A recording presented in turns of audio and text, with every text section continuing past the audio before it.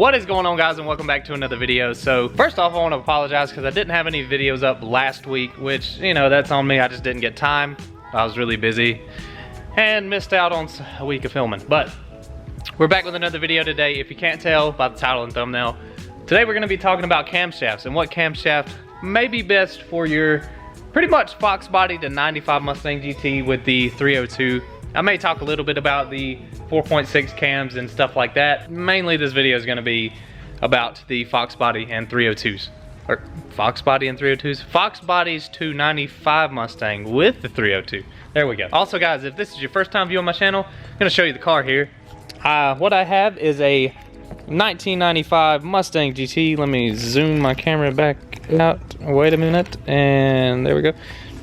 What I have here is a 1995 Mustang GT. His name is Onyx, that is what he is called. And it does have a 302 push rod motor with a carb swap conversion, heads cam intake, you know, full bolt on, and some nitrous on it. Can't tell, there's the nitrous express solenoids and plate right there, and that really dirty filter. I need a new one. Yeah, I know. But yeah, we'll do a quick walk around for those of you who may be new to the channel.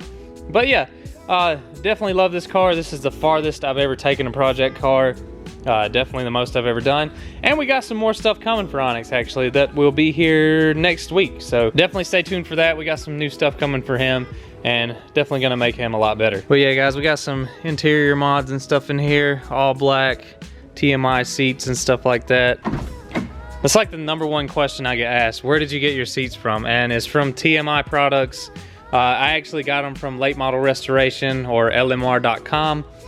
But unfortunately, they don't sell these seats anymore. But if you want seats just like it, go to TMI.com, and they have a bunch of different seats for this vehicle and for pretty much any vehicle. They have interior stuff for literally everything. Okay, guys, so getting into the video, there's really 2 to 3 main questions I want to try to answer, and that is, one, is a small cam still worth it in today's terms, you know, with performance modifications and stuff? And also, what cam you should choose for what kind of builds you have. And last question, can you buy too big of a camshaft? So that's pretty much the 3 things I'm gonna go over today. Probably gonna be a little bit short video, but at the end of this video, guys, if you couldn't tell, we're gonna be having a little bit of fun in Mexico. So yeah, stay tuned to the very end of this video, guys. I promise you won't wanna miss it. But if it's your first time here on the channel, guys, be sure to smash the like button down below if you are enjoying this content. Also, be sure to hit the subscribe button down below as well, and hit the notification bell. That way you can stay up to date with all the videos that'll be coming out. So on to the first question, guys, which is, are small camshafts still a good camshaft to buy, and do they still perform well? And what I'm mainly talking about when I say that is like your letter cams. The letter cams have been out for ages with these 302s and 289s and 351s. You got the E303, the F303, the B303, X303. I mean, and usually the letter cams are hated on, which I don't necessarily think they should be, because that's what I have in here. Actually, in Onyx right here, I have a E303 cam. And with this E303 cam and heads and intake and a carb swap, this car put down a really good 330 wheel horsepower at 6,500 RPM, and pretty much the same amount of torque. It was like 328 torque, I believe, or 326 torque at, I believe, 4,500 RPM. So in my opinion, the letter cams still perform really well. So let's say you have a bone stock Foxbody era car to a 95 Mustang. I honestly think one of your best options is going to be a letter cam, because you can't throw too big of a camshaft on a stock head, unfortunately, in these Mustangs. Especially with the E7 heads. I think the most lift you can put on one is like a 520 lift, I believe. So yeah, you can't go too crazy with the stock cam and the stock pedestal mount rocker arms. So if you guys are looking into getting a camshaft and you do have stock heads, I think a letter cam would be absolutely great, because they still sound good, they're cheap, and they perform well. Now, is there better camshafts out there? Yes, there is, I know that, but I'm mainly talking about something you want that sound, good drivability, good torque through the low RPM ranges, good, you know, around town power, and still got some, you know, upper RPM range power, you know, to boot. So yeah, if you got a stock motor and you're wanting to add a little thump to it, a letter cam I think would be perfect. Now, if you do go with a letter cam on a stock head 302, or something in that neighborhood where you got a smaller aluminum head or something like that on it, I would definitely take and upgrade the valve springs. It's not something you have to do on every single camshaft, but it's just something that I highly recommend, especially to get your install heights and stuff like that right for the cam, so that everything works well. I would definitely have that done. Not saying that you can't use your stock valve springs, but most of the time when you put a cam in, it is best to do valve springs and the cam and double check your push rod length, make sure all that stuff's gonna be fine. That way you don't have any valve train issues or valve clearance issues or anything like that. And also, if it's something that you've never done before, I highly recommend letting a professional do it. That way they can get everything done and it will be correct. Because it's definitely not a small job installing camshafts. So in my opinion, guys, yes, depending on what you're wanting to do with your car, a small camshaft is still definitely worth it. Because it'll give you that lopey V8 muscle car idle that we all love and cherish so much. I hope that answers question number 1, guys. Is a small camshaft still worth it in today's market? I definitely believe so, because like I said, mine performs great and I absolutely love it. So now I'm gonna try to answer the second question, which is what's gonna be the best camshaft for your setup? Now that all depends on what your setup is. Like my setup here, like I said, I have a E303 cam with some trick flow 11R heads. I don't know if I mentioned this yet. I'll give you a rundown of my setup now. My setup is a E303 cam, completely stock bottom end, by the way. It's got 170,000 miles on it.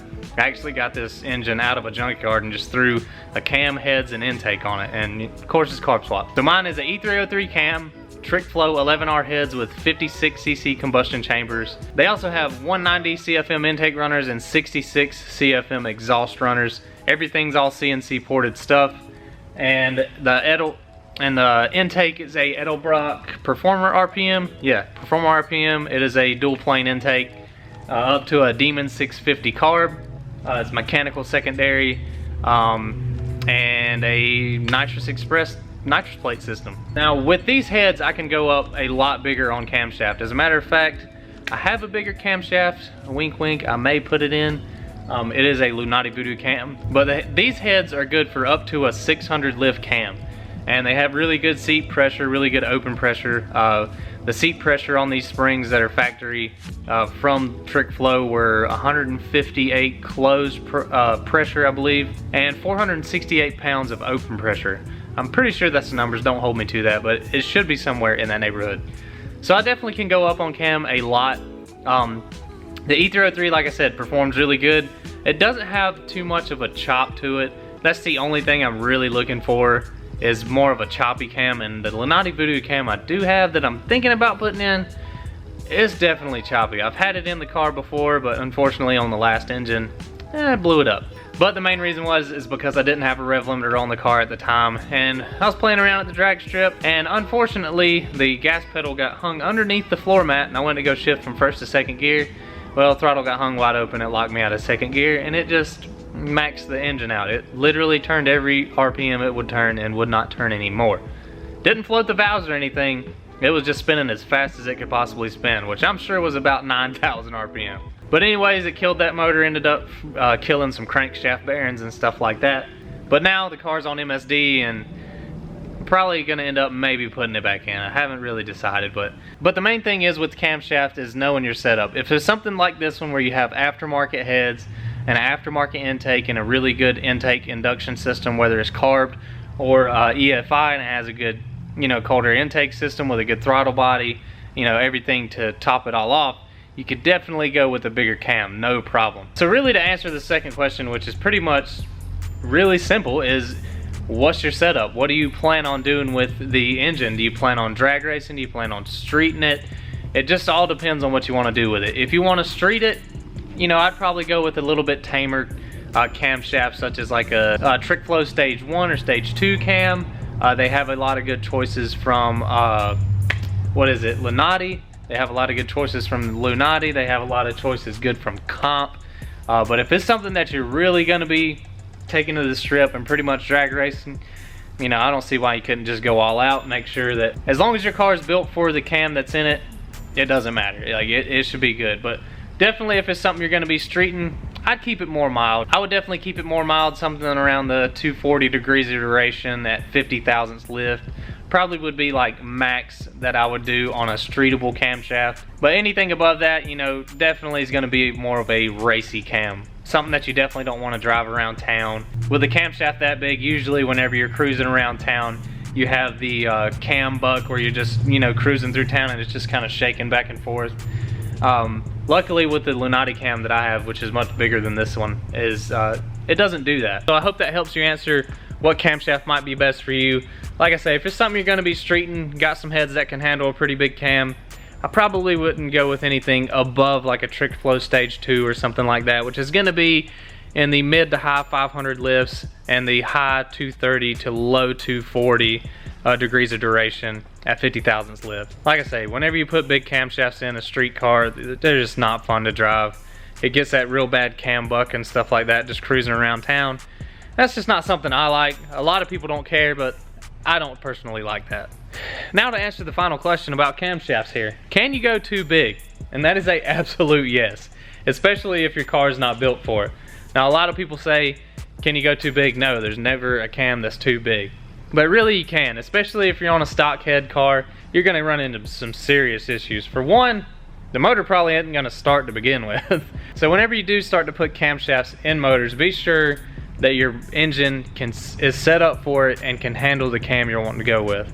Whether it be you call an engine builder and ask their opinion, definitely call somebody that knows what they're doing, or do a lot of research on the internet. You can find about anything you want to on the internet these days, which you guys are watching right now. But yeah, you can definitely buy a camshaft that's too big, because what you definitely don't want to do is put the camshaft in, go to start it, and it bends all the valves, bends all the valve train, as far as it'll definitely probably bend push rods. Because what it does, if the camshaft's too big and the valve spring can't hold that much lift, it takes and maxes the valve spring out and squishes it all the way together, and then that adds for not a fun day. But I hope that helps you answer some questions about camshafts for these 302 engines here. But let's get into the live action. And I also want to say, all this was filmed on cell phone, so if the footage isn't that great, that's my fault. I wasn't planning on filming any videos. I just went out to a car meet one night, and we ended up going out to Mexico and having some fun. But hope you guys enjoy this.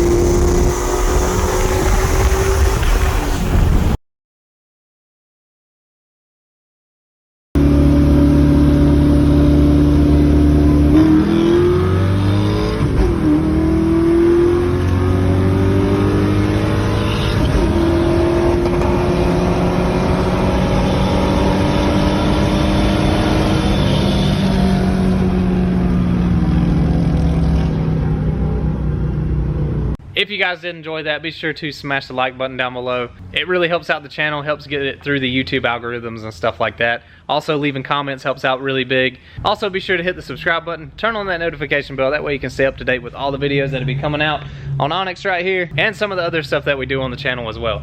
But until next time guys, I hope you enjoyed it. We'll see you later.